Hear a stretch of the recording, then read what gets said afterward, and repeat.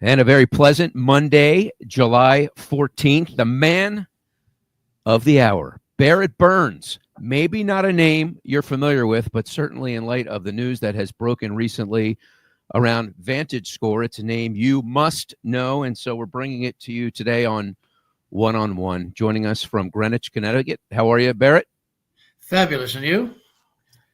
Very, very well. Thank you very much. Can I ask you this question? Where were you when you heard the news? I was in our living room, and a friend of mine sent an email saying, congratulations. And I thought, what's that all about? And he had picked it up, and that's the first I heard the other morning, the day before yesterday. And then emails started flowing in from then. Yeah, so give everybody some background. You're the founding president, and you were the founding, well, you'll always be the founding president and CEO of VantageScore Solutions. You joined VantageScore Solutions as the first president and CEO during its formation in 2006. You retired in 2021. You started VantageScore in your basement in 2006. Yeah, it was a real startup. I mean, I'll never forget the morning that I went to, I guess it was Staples, to buy their first inventory of notepads and pencils and pens.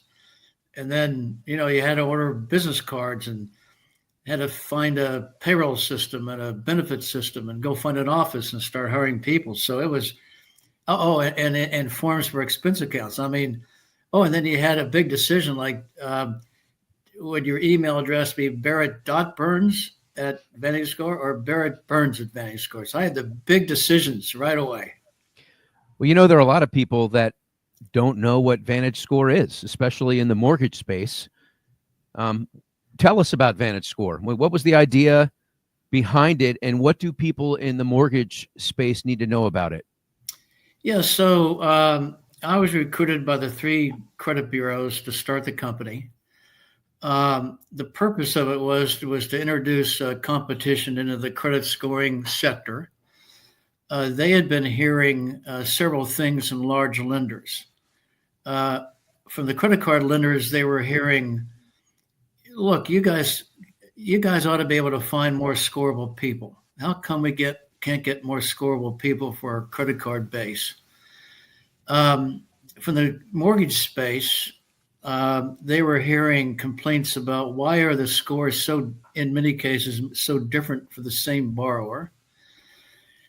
And from high volume lenders, like I was executive vice president of Ford Motor Credit, we were concerned about consumer habits changing in the early 2000s, meaning they were building a great deal of consumer credit. And also at the same time, bizarre mortgage products were coming out. And it turns out that a number of us, of large lenders, were wondering to the bureaus, are the FICO models staying up with this change in consumer behavior in their predictiveness?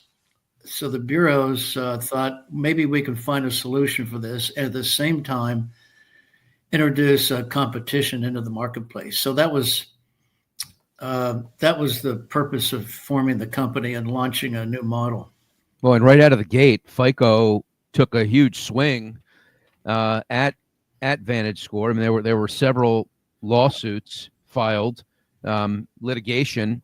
October 2006, you hardly got the horse out of the gate, and FICO sued Experian, TransUnion, and Equifax and VantageScore, arguing antitrust misconduct. This went on for years. I mean, this, at the end of the day, there was not much to it. But what was that like, having to fight that giant? I mean, what exactly happened?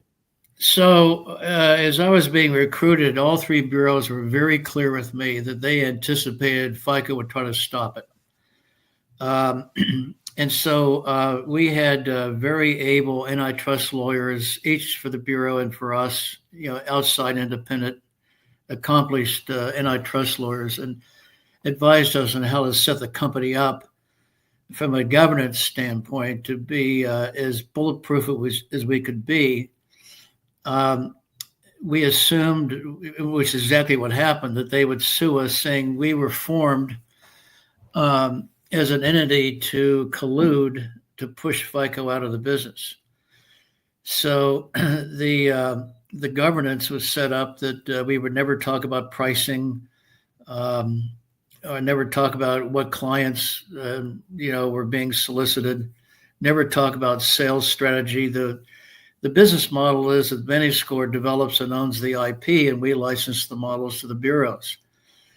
But under antitrust law, if competitors get together with a contract, that sets the stage for antitrust. And so the contract is the LLC agreement. So the antitrust lawyers were very careful to craft all of that so that we would not be accused of collusion. So sure enough, I joined in July of 06. In October 06, they laid the complaints on us, quite a few, alleging all kinds of things, alleging that we stole the model. And by the way, we were very careful to have our PhDs that developed the models that had never worked on a FICO model. I mean, we were that careful, anticipating the lawsuits. So the lawsuits, the discovery went on for 2 years in federal court. They wanted to settle, meaning put us out of business. I took that a little personally, but the bureaus hung in there, and we won all the complaints in federal court at a jury trial, which was complicated. Our lawyer, Barrett Burns, she led the closing arguments, did a masterful job. Then, of course, FICO appealed in federal court. That took a year, and we won that. So it really took 3 years to get past that. However, during that time, we used that time to visit with the federal regulators to tell them about our model, how it worked, how all the attributes worked with each other, and all the fair lending testing we had done. So we used that time to kind of build a brand awareness, if you will, with those entities that would be looking at us in lender examinations. Remarkable. The FICO. What are your thoughts on FICO, Barrett? I mean, you're retired now, so I would imagine you could, if I poured some truth serum into your morning coffee, can you tell us what it's been like to have that hanging over your head, all the work, blood, sweat, and tears that you've poured in, and what you've seen unfold to get, to this moment? I guess being with companies that could be and would be always sued, like Citi or Bank One, U.S. Trust, and Schwab and Ford. I was used to litigation, but I was also used to when a company had a large market share. There's a couple of ways they can respond to a competitor. They can either work on better products, or they can sue, or they can go public and be nasty. And FICO decided to sue and go public and be nasty. So, for example, they would accuse us all the time in the press of lowering standards to score more people. And we would just take it on the chin because we relied on lender testing to prove the case for us. We always felt that FICO's 95% market share was false advertising, because we learned how they determined that. But that wasn't our style to sue. Our style was to let the best model win through testing. And so eventually that is how it's turned out. Well, there's been a lot coming out of the FHFA, Bill Pulte, the director. I asked you at the onset here where you were when you heard. And it sounds great, and the headline's amazing, but there's an awful lot of work that has to be done in order to start accepting loans into the GSEs. And you're someone I can ask this question to who's got a lot of really good information. I'm sure you've looked at this in the past, and so opinions vary. I want to know what your opinion is on how long it will really take to get it up and running, get the MI companies up and running. As you looked at it, your modeling for when the day came, what should we expect, and what's it going to take to get there? What kind of Herculean effort And how many people will have to be at that table in order to even make it a reality? Yeah, so a couple thoughts. When Sandra Thompson, head of FHFA at the time, put the ruling out, she put about a 2-year horizon on it for the marketplace to get ready for it. And we're at that 2-year period now.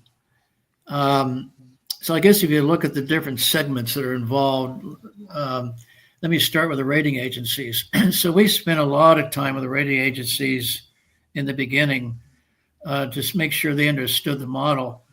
Excuse me, and they did. So model developers develop what's called odds charts.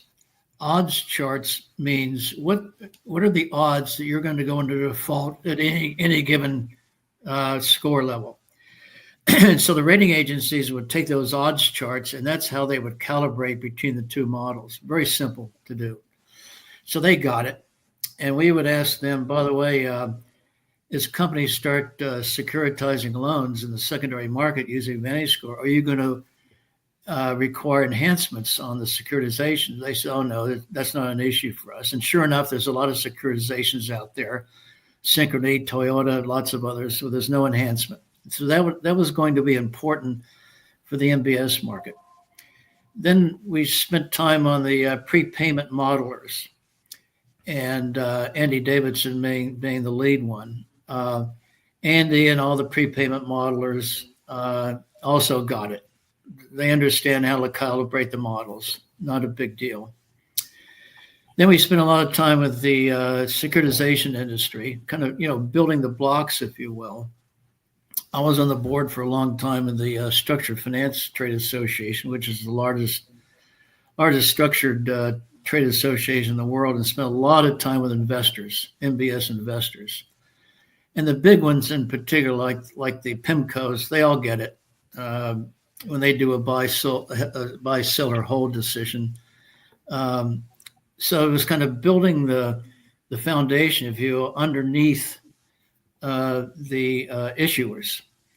And then being on the Mortgage Bankers Association board for a long time, and I spent a lot of time with CEOs of the large, mid-sized mortgage issuers, so that they would understand it and the value when we would be accepted.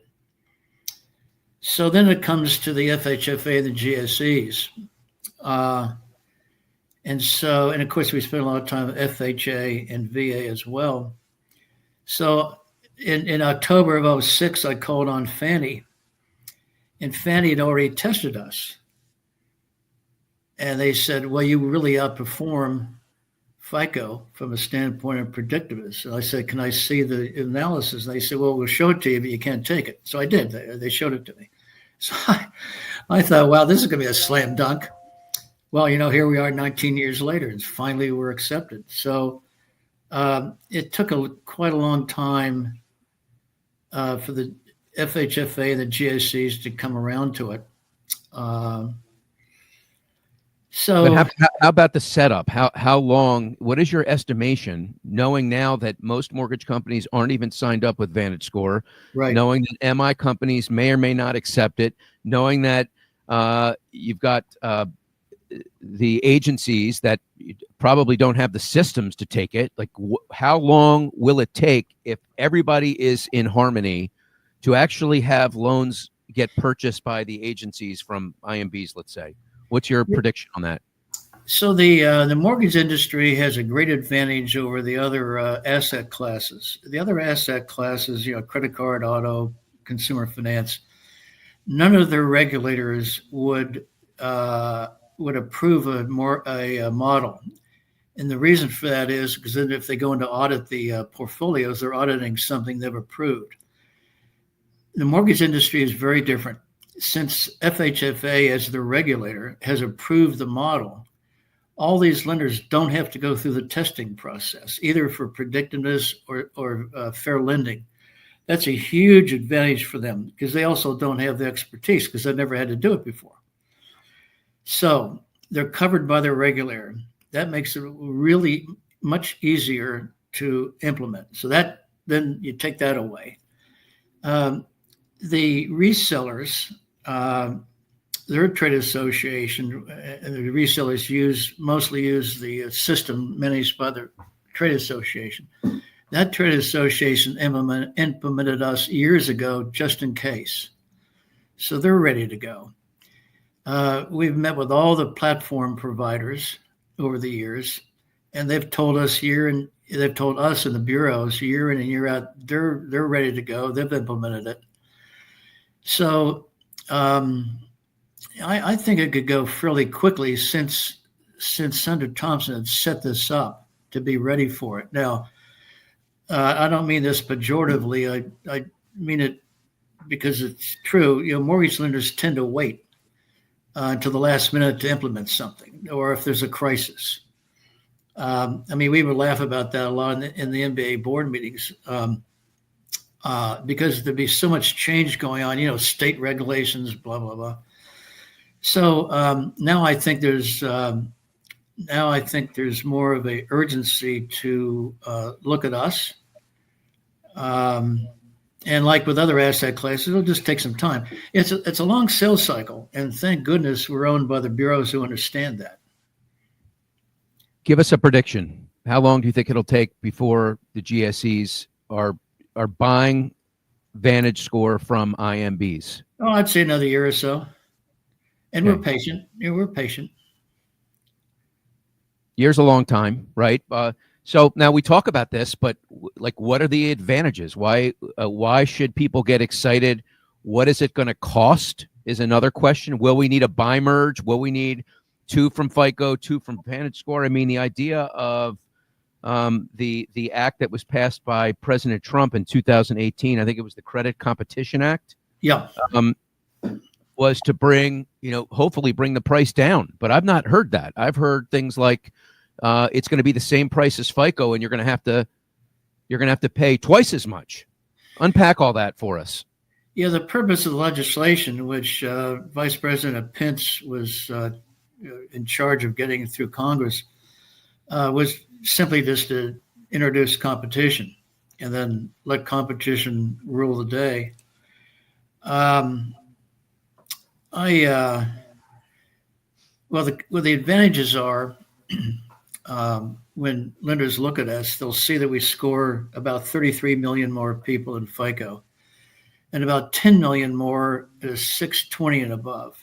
I use the 620 as kind of the lower cutoff for most mortgages, or at least from the FHA and the GSEs. So in theory, 10 million more people in play to be a homeowner.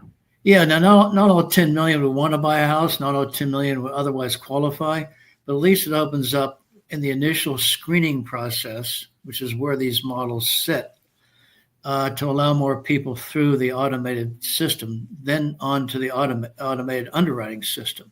So number one, scoring more people.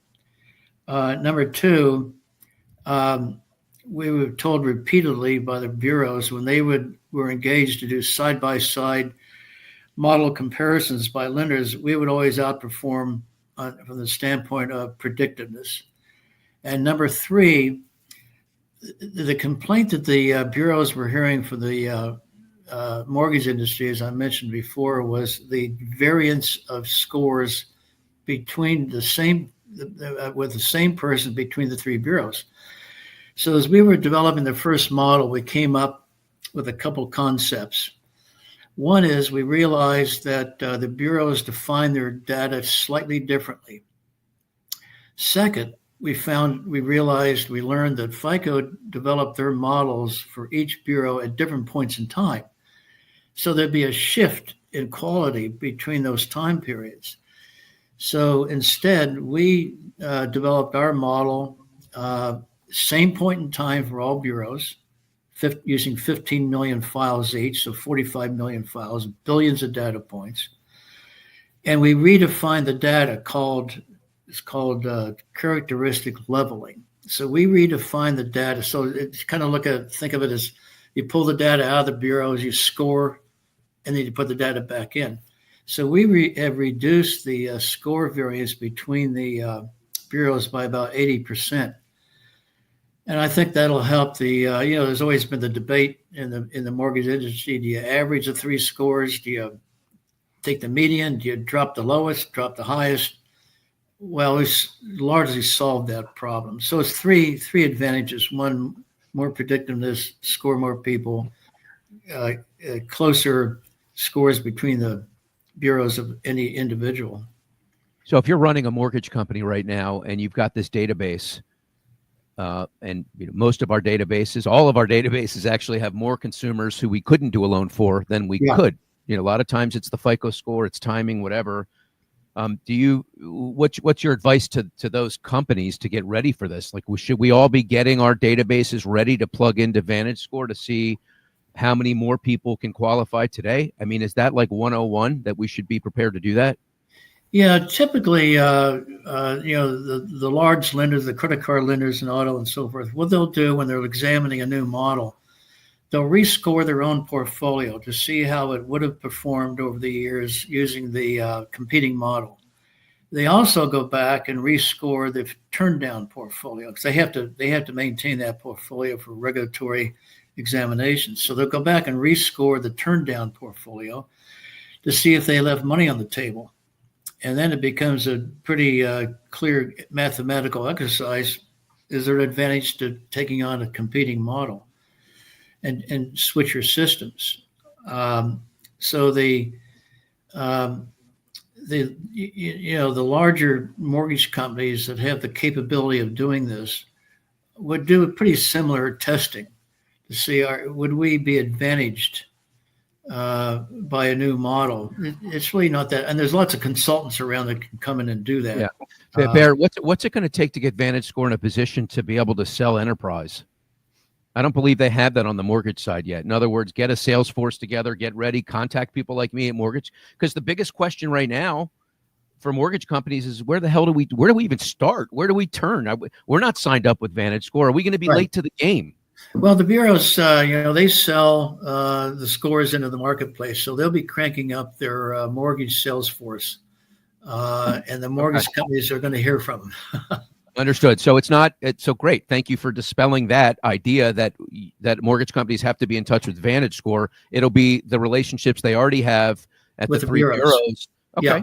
All right. Yeah. Well, that's good. Well, I've got to ask you a question. This is side note because you very heavily involved with the MBA, and you know all the big players in the industry still. There's been this idea that's been floated, was first floated out there by David Stevens, and more recently in the last year by Bob Brooksmith, about a housing czar, and in the White House. In other words, someone that knows housing, knows policy, and can be that, stand shoulder to shoulder with the director of the FHA to bring home these ideas and things, right? Do you have any thoughts on that? Is there enough already out there? Would it overcomplicate things, or do you think it's a good idea to have a housing czar in the administration that can identify the hurdles before that they identify themselves? Yeah, Dave and I were very close friends, and I had a lot of room for Dave, and I thought it was a great idea. I thought he had some pretty interesting perspective that, having been FHA commissioner and seeing the disparate actions in the government over mortgage. And after all, you know this, it's the largest asset class in the world. I mean, they move capital markets very quickly if they do something wrong. So being such a large asset class and so, of course, so important to the economy, I thought it was a great idea, and I still do. Okay, good. I just wanted to knock that one off my list. I've got to ask you about resellers. Why do we need them? Why do we need them? I mean, we've got FICO's got their price, and then the three bureaus have their price, and then you've got the resellers that pick up that twice watered down price and then come up with their own price. And I've been given explanations. I don't like them. Like the biggest explanation I've gotten is that the three bureaus there's no system to be able to put all of these scores together independently, that you've got to have it put together by one entity. To me, that seems like it's part of the problem. and so I'd like you to address that. What do you think about resellers?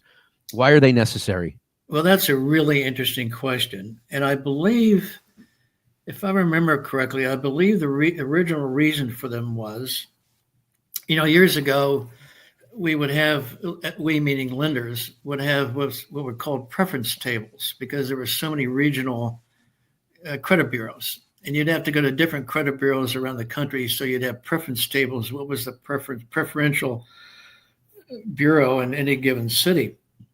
And I imagine that was what gave birth to the resellers, that they could coordinate that.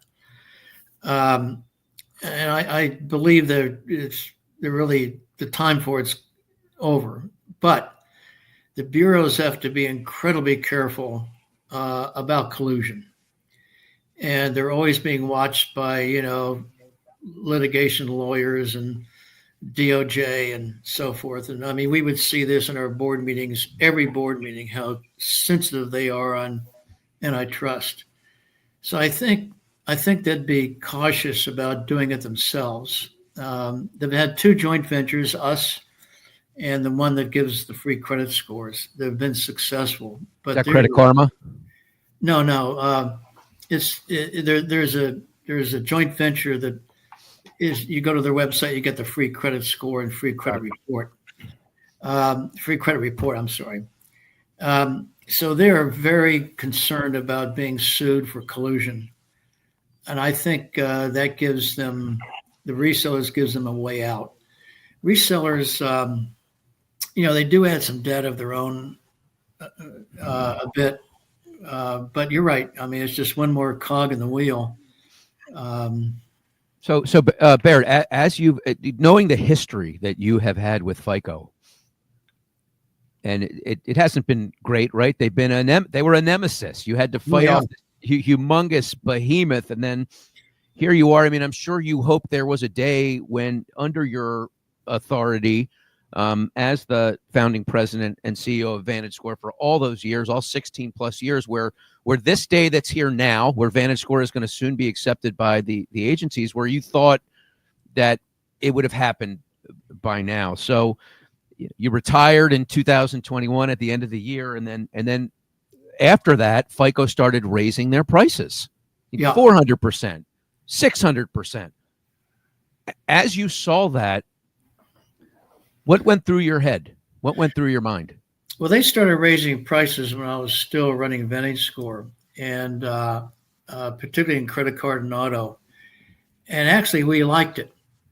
The bureaus would give us feedback. Again, since they handled the sales side, they would give us feedback that every time FICO raised prices, more lenders would look at us, and they would be engaged more to do side-by-side comparisons, and we'd get more business as a result of it. And I assume FICO took that into account, that would happen. Synchrony, big credit card company, for example, is an example of them leaving FICO because of pricing increases. However, naive me, on the mortgage side, when they start raising prices, I go to my buddies on the MBA board and say, hey, aren't you concerned about the increased costs? Forgetting, and they reminded me, that it's a pass-through cost. So they didn't care. They didn't hit their P&L, except for a loan that didn't close, but that's not that many. As opposed to the high volume lenders, it's a big expense. So then I went to the civil rights groups and consumer groups, minority groups, to say, wow, your constituents are getting disadvantaged here. Aren't you going to do something about it? And they'd say, no, it's just a small number in the cost of closing. We have other battles we want to fight. Okay. So then I realized there wasn't anybody pushing back on FICO in the mortgage space for pricing increases. I thought, wow, Will Lansing is smart as hell to realize that. Obviously, he realized it too. And then he started raising the prices more, saying, oh, we should have been doing this for years, and there's a lot of value added, and we're just playing catch up. Very smart, I think. And then it was a year ago, January, at the MBA Independence Conference in New Orleans, Bob Brookschmidt gets up on stage and criticizes FICO. And Bob tends to handle those issues very diplomatically, very quietly behind the scenes. But he went public with it. I thought, oh my God, now we're getting some traction. And somehow, and then for some reason or other, Josh Hawley, senator from Missouri, picked up on it last year. I thought, where'd that come from? So somebody must have been pitching him on it. And then, of course, Bill Pulte picks up. And really, it should have been the FHFA pushing back on it in the first place. They were the ones on top of the entire industry, really, because they set the standards for everybody on conforming mortgages. So anyway, we liked it from the standpoint on the other asset classes that create more opportunity for us. Well, you mentioned the NBA. You've watched them grow, that trade association. I've been public. I know them all as well, and I know they have a tough job. And one of their jobs is to remain, keep the balance sheet positive and keep money coming in, right? And as they've grown, the need for funds outside of IMBs has grown, and so FICO has historically been one of the biggest clients they have when it comes to sponsoring events, having their banners hang at annual and things like that. So I'm wondering if you feel if you can comment on that. I know you have an opinion. I would really like to hear it. So I will modestly take credit for that.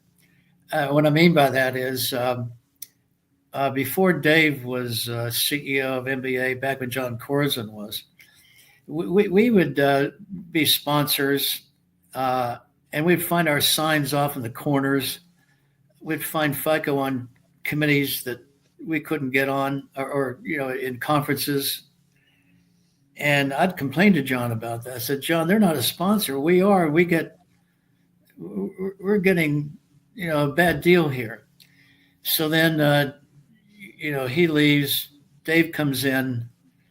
And a mutual friend, you probably know him, Tom Cronin. Tom was very much aware of and we actually resigned from the NBA. And I went to Tom and I said, oh my God, Dave's going to think we resigned because of him, because it hadn't been coincidental. We resigned just before he was appointed.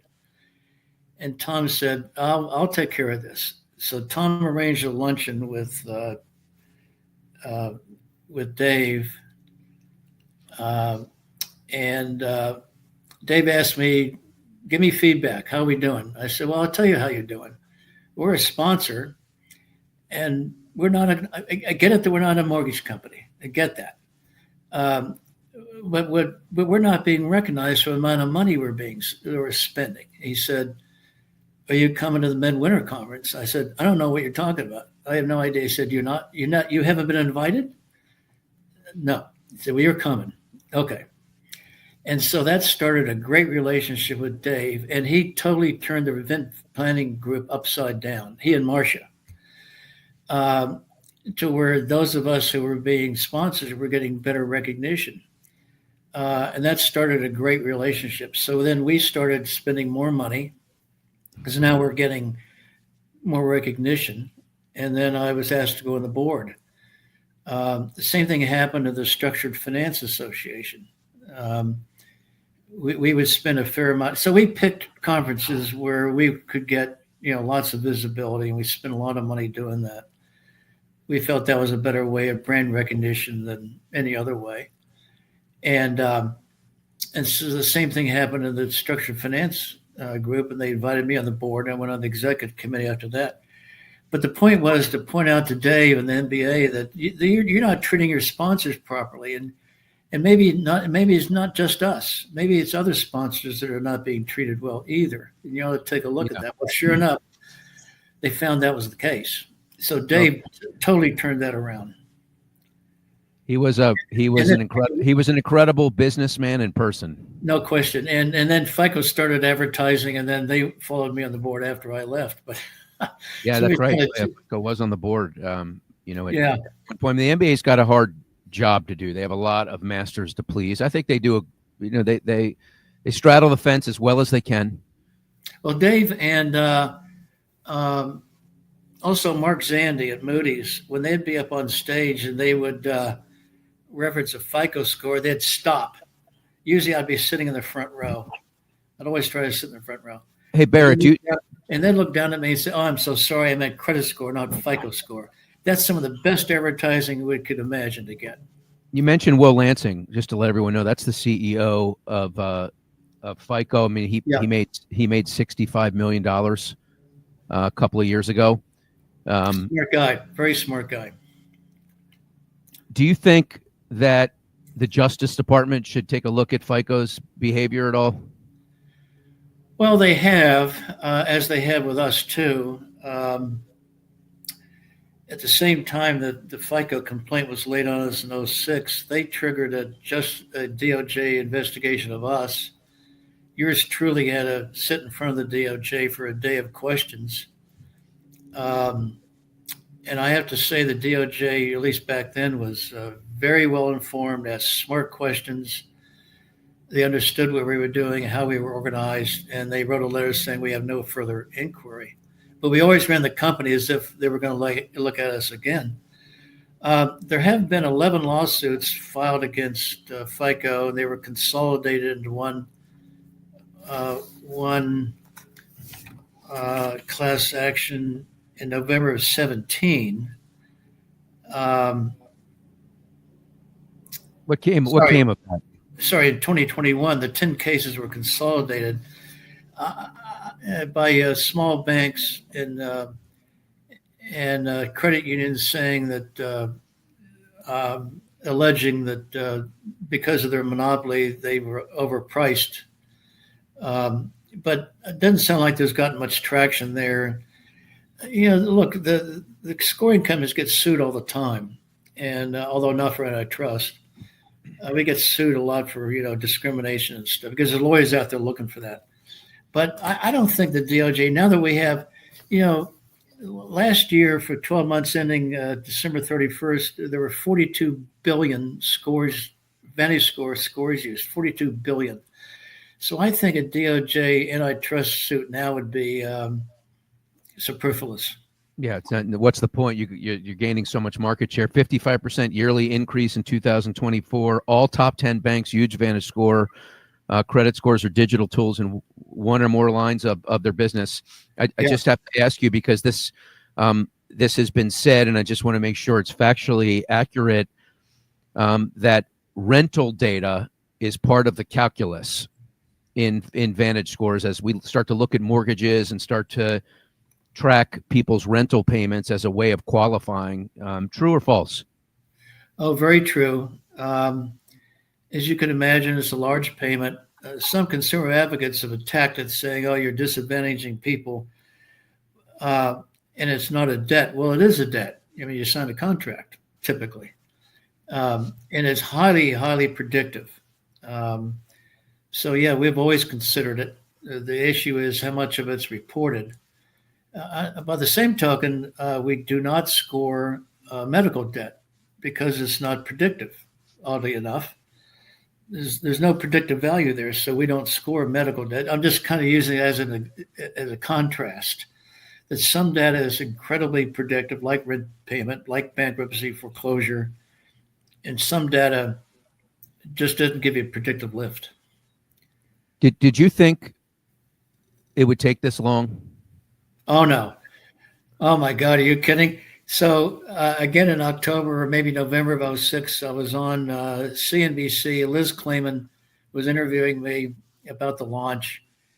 And I had to be very careful what to say on live TV because of, because antitrust had already been launched. I mean, I couldn't say something like, "Yeah, we want to trash FICO." That'd wind up in court. So she said to me, or asked me, "So what's success?" And I don't know where this came from. I said, "Well, when VantageScore becomes a household name." And she said, "How long do you think that will take?" I said, "Oh, it's going to take a while, but we're patient." And I think, I said, I'm a lucky guy to be able to create a brand, a national brand, and it takes time. but I never dreamed it would take 19 years for FHFA to come around. And I got to applaud Bill Pulte. I don't know Bill Pulte, but boy, he's taking the bull by the horns, and he's making it happen. He also, just coming back to credit reports for a second, trashed the idea about the 2 credit reports versus 3. And I think that makes sense because operationally, I think it would just be more difficult to which of the 2 do you use. And it's so operationally simple, coming back to the resellers, they're all plugged into the systems. It works. So why should there be the 10T and the 4.0? Like, should you have? What's your opinion on if you need both, or if it should just be one or the other? Well, I'd do one or the other. The reason you don't want to do both, and reason why lenders don't do both, are 2 reasons. One, it's expensive to run side-by-side scoring systems. The second thing is you could inadvertently get into disparate impact. And how that might work is one scoring model might approve this group, and this scoring model might not, by just coincidence of protected classes. And if there's an examination, and if an examiner feels that the lender has been arbitraging the 2 models, and it winds up that one protected class has been disadvantaged, it's a situation lenders don't want to be in, because the fair lending laws in the United States, and especially the housing laws, are so clear about discrimination. They don't want to be in that position.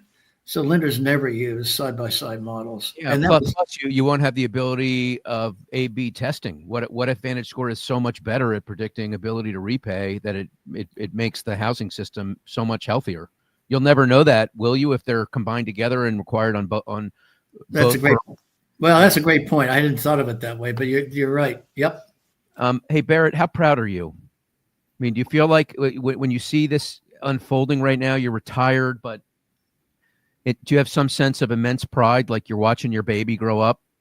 I said to my wife 2 nights ago, I said, this is one of the biggest advances in my career. And I kind of feel like it's anticlimactic. We've been working so hard on it. And I've gotten so many wonderful emails from people. But it was almost like being anticlimactic. It's just, was as big as I thought it would be. Maybe that's because I'm not in the office with all the VantageScore people hooping and hollering or something. But but still, it's a great. It's probably one of the biggest things in my career. What just happened? Well, it wouldn't have happened without you. Well, but it wouldn't have been a team if the PhDs hadn't have developed, different mathematical approaches that we patented. If they hadn't figured that out, we wouldn't be here. So I'm not a mathematician. I can't take credit for the model development, but it was very much of a team effort with a lot of smart PhDs. You mentioned the progress that it's made. I mean, it seemed like VantageScore was stalled in mortgage until the last couple of years, and you said Bob Brooksmith stepped on stage and was finally willing to say something. And I think that social media has been pivotal in this moment, in this evolution.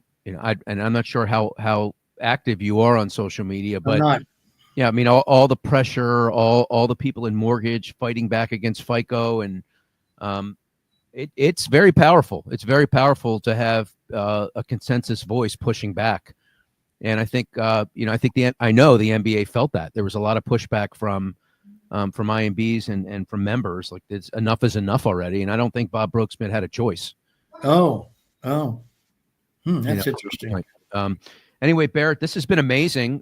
Anything in anything I've forgotten, anything in closing, anything that you feel like the mortgage community should know? Tens of thousands of people in our community watch these episodes. So, give you the floor for the last word here. Well, I really appreciate your focusing on this. It's thrilling to me to meet with you today and have this exposure. And it's fabulous. So I really appreciate your focusing on this. You've been very kind. Of course. Well, you're a huge name, and I want to make sure that that's not lost on people. So Thank you. Yeah, that's happening. Appreciate all you've done, and and look forward to keeping in touch. Barrett Burns from your home in Greenwich, Connecticut. Thank you so much for joining us here today on One-on-One. Thank you. All the best to you. Our thanks to Donna Chichevsky for pushing all the right buttons. Enjoy your Monday, July 14th. We'll see you again next Monday on One-on-One.